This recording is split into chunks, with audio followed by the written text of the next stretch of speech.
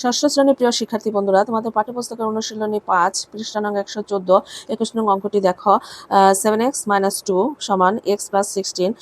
এখানে দেখো 7x - 2 যেহেতু আছে, আমরা +2 উভয় পক্ষে যোগ করে নেব। x + 2 = +16। উভয় পক্ষে 2 যোগ করে পাই, 2 যোগ করে পাই, বা 7x সমান এখানে হচ্ছে x + 18।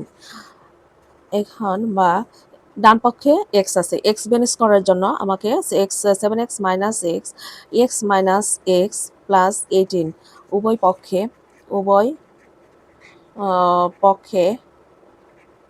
-x যোগ করে পাই, -x যোগ করে পাই, বা 6x = 18। এখন দেখো বা উভয় পক্ষকে আমরা 6 দ্বারা ভাগ করব। 6x/6 = 18/6। উভয় পক্ষকে 6 দ্বারা ভাগ করে পাই, বা x = 3। সুতরাং নির্ণয় সমাধান